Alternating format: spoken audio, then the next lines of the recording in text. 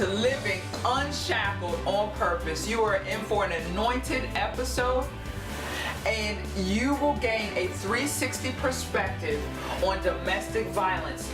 You will have insight, inspiration, and you will be truly blessed. Come join us. Thank you. Welcome back to another amazing episode of Living Unshackled on Purpose. I am your host, Jennifer Foxworthy, and I am delighted to have the Miss Adriene Gross with me today. We're going to talk about everything dealing with domestic violence, her story, how she got out of it, what Adriene is doing now, how she found purpose. We're going to find all that out. Adriene, introduce yourself to the audience. Hi, good afternoon. I'm Adriene Gross, a resident of Maryland, and on a mission to try to stop domestic violence with my outreach program. Amen. I love it. I love it. I love it. So let's get right into it, because there's so much to your story that is dynamic and that many people need to hear. Yes. Adriene, how did domestic violence enter your life? Mainly mine started out with a high school sweetheart. We actually had a baby at the age of 16 and 18 years old. I think by being so young, there was a lot of pressure on him, and he became very, very aggressive after a couple of years of the relationship. And it pretty much went downhill for us after that. Wow. Mm-hmm. Now, was domestic violence in your life at a younger age as well, or from my experience, it appears that normally there's some type of traumatic experience that a victim experiences when they're younger. You know, whether bullying, in my case it was bullying, sexual abuse, just anything like that. Did you have any type of low self-esteem, low self-worth, or that might have shaped how you got transitioned into this type of relationship? I think pretty much so, wanting to have the acceptance. The acceptance was by being raised by my grandparents, an adopted kid, and at an age of about 14, once I first went into high school, and I actually met my children's father. And when we had the baby, it was about being accepted. And that was my mission, to actually find the love that I had been missing from him. But we were both on a different page, however. Wow. What was it like? Can you share some of the things that you experienced, or, you know, was there something that caught you off guard? Was it gradual, or was the abuse quick? No, pretty much, like I said, when we had our son, we were 16 and 18. He was good for the most part. He did his part about wanting to get a job and be supportive. I think really not being able to do the things he wanted to do with the other 18-year-olds and people in his peers, he actually took that on me because he felt trapped. Okay. So most of it in the beginning was just verbal. It wasn't a lot of the physical abuse, but he actually made me feel bad about the verbal. Wow. Yeah. People don't realize that the verbal, the emotional, the psychological abuse can do far more damage than the physical. Right, that's true. The physical, you can heal from those wounds, but there's something about the heart. When God, you know, the heart, it loves hard, it loves strong, but it also can take on such trauma when it's damaged. And I know for me, it's tough to recover from when someone is just verbally pounding you, you're no good, you're this, you're that. What was that like for you? I don't know, I think what bothered me more than anything was him saying, I'd be able to do this if I hadn't did this with you. If I did this way, if it hadn't been for you, it was always, I was the one being made to feel guilty because he didn't get to do the things in life he wanted to do because he felt trapped. So he always lashed out with negative comments. Did you experience a sick and tired of being sick and tired point? How did you know, okay, this is not healthy, my children are seeing this or what have you. How did you navigate out of this? I got myself out of it the first time we were together, when I got to the point when I kept saying, you know what, this is not a good way to feel. If you're always feeling like you're less than a person because of somebody talking to you, talking down to you, belittling you on a daily basis, that's not a normal way for a person to be. Right.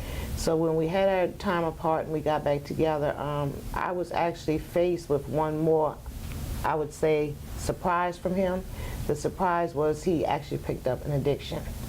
So the second time we were together in a relationship, that's when the physical abuse really got bad because he was on a drug.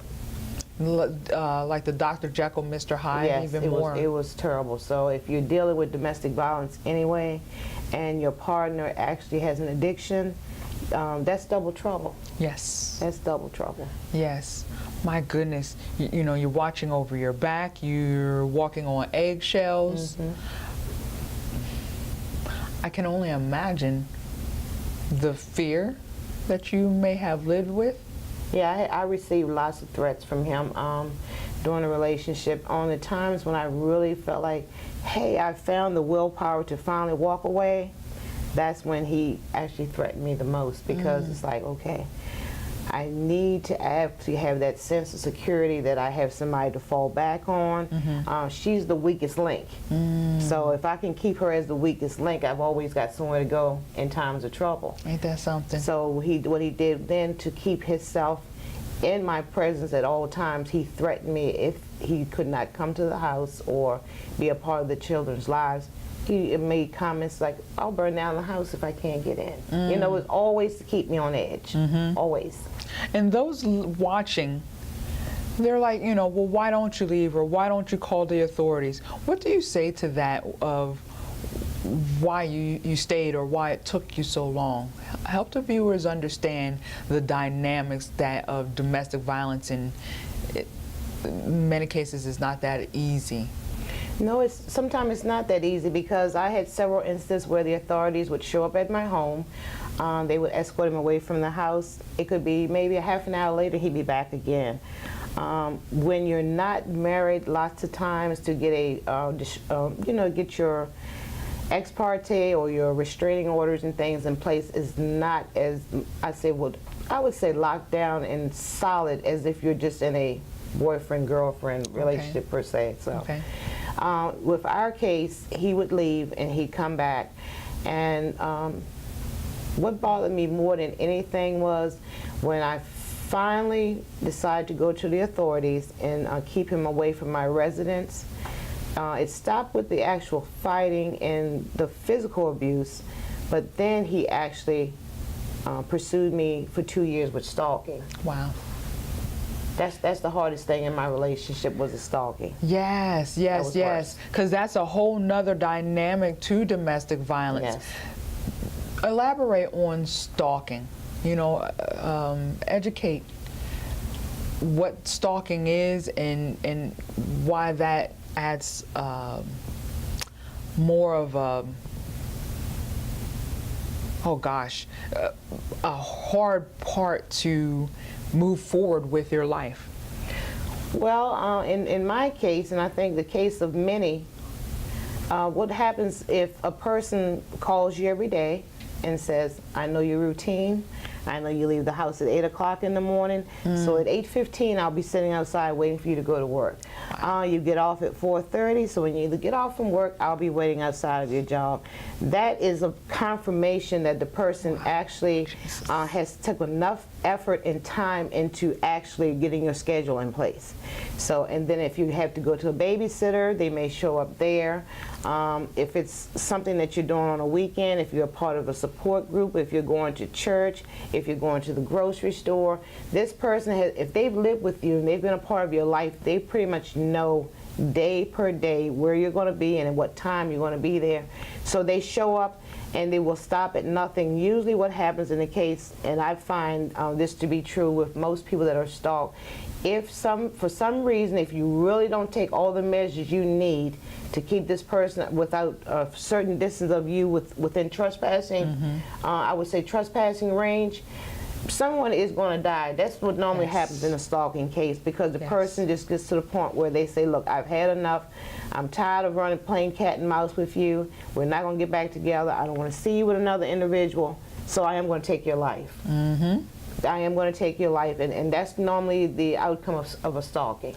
It is. It is. It's very tragic, and you know, to those who don't understand the dynamics of domestic violence, is you have the cycle of the honeymoon phase, then the escalation phase, and then you have the full-blown dysfunction, the abuse, and then it goes back into the honeymoon phase all over again when the victim reaches out to a shelter or decides, I've had enough. I'm sick and tired of being sick and tired. Our children don't need to see this. I'm leaving you. That abuser, they don't want to lose control. Yes, this is true. Domestic violence is a pattern of control.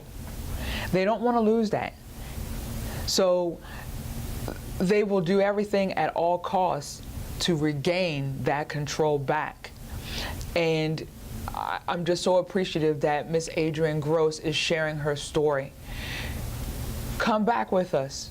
We'll discuss more about the stalking and then how she has found purpose from her pain. Have you been struggling to lose weight like myself? Have you tried everything and nothing seems to work? I used to be in a 10 and now I'm a 4.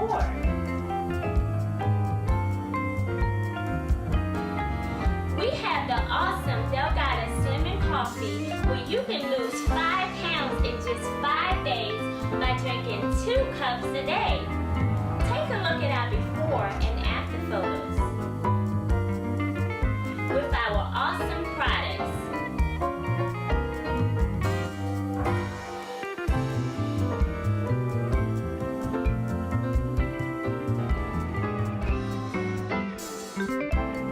Visit slimwithmonica.com or call 610-705-9690. Come to slimwithmonica.com and get ready for your new weight loss journey.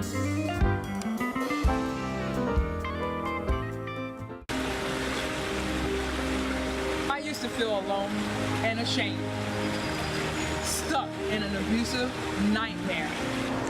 Are you experiencing sexual abuse? What about, are you living a nightmare of domestic violence? Well, this is the platform for you. Tune in the second Friday of every month at 11 a.m. Living Unshackled on Purpose. Hi, I'm Corey from Carlisle, PA, and today we're on the Jennifer Foxworthy Living Unshackled on Purpose show. And I'm telling you, if you're not tuning in, you're missing a blessing. So stop what you're doing right now and tune in. Thank you. Welcome back to the second half of Living Unshackled on Purpose. I know that someone out there who is watching Living Unshackled on Purpose, this is a worthy platform on the Gospel for You network. This is by divine design. And I want to speak directly to you viewers. Someone is experiencing a shackle of fear. Someone is experiencing a shackle of doubt. Someone is experiencing a shackle of not understanding that you are wonderfully, fearfully, beautifully made by the Holy Creator. You do not have to live this way. God blessed me with this platform, and I'm reaching out to you. Beloved, fear no more. Fear no more. I need you to pick up the phone and call me. 410-449-2173. If you don't get me right away, I will return your phone call as soon as possible. But I don't want you to live in fear, shame, guilt, and thinking that you're alone. I know what it's like to be in a horrible epidemic, this nightmare. Looking over your shoulders, walking on eggshells. And especially if you have little ones, don't believe for a second that they are not that they're not affected by the situation. And if you are a loved one and you know that your friend, daughter, son is experiencing domestic violence, I need you to reach out to me too. No matter what state, no matter what country, there is a state agency in your area. There are hotlines that you can reach. Or you can even connect to me via email at jennifer@inspirationallyspeaking.com, or you can even visit my website, www.livingunshackledonpurpose.com, or www.inspirationallyspeaking.com. But please, please do not sit and wait another moment. Your life depends on it. Someone else's life depends on it. I cannot do this alone. I am blessed with this platform, but I need you. Fulfill your purpose. Live a healthy, fulfilling life. We all deserve that before we leave this earth. And so I am just coming at you real and raw. Jennifer Foxworthy, to you. You deserve better. Release those shackles. Release the shackles. Release the shackles. My God, Lord Jesus, release the shackles, beloved. You, Adriene Gross, is sharing her story with you. She's taken you of how it all transpired, being young, looking for love and acceptance, and then dealing with the stalking. Adriene, how did you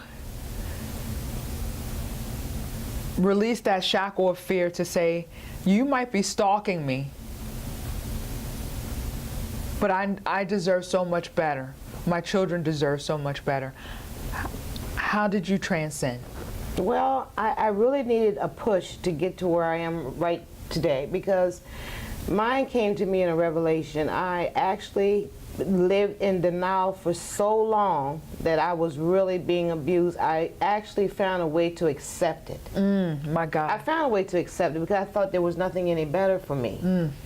Like I said, I actually became, I would say, a prisoner to another human being, and I was in shackles. Yes. And it actually took me having a dream one night that me and my youngest son were actually asleep. And in the dream, I actually seen the police officers carrying both of us out of the house in 2 body bags. Lord have mercy. This was 3 o'clock in the morning. The dream was so real, I woke up in a sweat.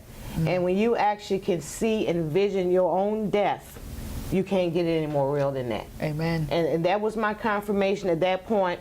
If you keep living in denial, it's going to take something much, much greater than this you pretending that it's not real for you to get a wake-up call. And mine was that dream that I had that morning at 3 a.m. And at that point, I knew I had to push forward. My God. I had to push forward. So the stalking then, I even took my own measures of letting that fear subside for a moment so I could get into perspective. Okay. So when I got into perspective, then my focus every day was, I'm not going to fear you anymore. I'm going to make a change for myself because I know there's more outside these doors and then what I'm living on the inside of my home. All right. So at that point, I said, I'm going to get my self-esteem back. I'm going to get my life together. I'm going to be a good mother to my children. I'm not going to let my children see this as a way of life because it's not healthy. That's right. And I just kept saying, and I made this thing in the back of my mind that I speak about in my book. I'm going to die if I stay with you, I'll take my chances of letting you kill me when you find me. All right now. So what I did was I stepped out on faith and I said, God, if you protect me through all these other situations I've been in with this other individual, I know you will protect me with my safety as I press forward and try to start a new life. My God, my God. I walked out on faith, and I knew God was going to protect me because he kept me that long. And once I actually found a purpose for myself through my testimony, I said, you know, Lord, this is what I want to do now. I want to take all the instances that I've been through with the domestic violence and the stalking. I want to do a stage play in the Maryland area, and I took that to center stage, and I let everyone know, hey, this is what domestic violence is, this is what stalking is, this is what abuse is, and this is what's not normal. And I wanted to do it from a perspective where it was a trilogy, where I also had from a young standpoint as being a teenager. Yes. So doing this, I said, well, this is what some of the teens get into when they're promiscuous. So I covered it all in the play, but it was really the book, I think, was the thing that really brought me into full circle with this, because I was able to send this to various locations of Maryland, DC, and Virginia. And I want the women to have this in their resource library. It talks from wanting to be accepted, to the abuse, to the warning signs, when you know that it's time to get out, and when you really need to seek help. Now, Adriene, because you're sharing your story, how did it help you? Did it help the healing process, the forgiving process? What was that journey like? We're going to get to your book in a moment, but I want people to know, when you release those shackles, the freeing spirit that comes with it. How has your journey been? What was that like? First, I had to actually be angry for a little while. Okay. Okay, because being angry is fine. When you're angry, it's you being aware that you've allowed someone to mistreat you. So you've got to accept that part of it. Once you get past being angry, then you got to find your self-esteem. Okay. Because then you've got to actually nurture that part of you that you've let go for so long. So once that self-esteem is building, then it gives you insight on what you want to do to actually give your testimony. Right. So I found a way to do that through the self-healing.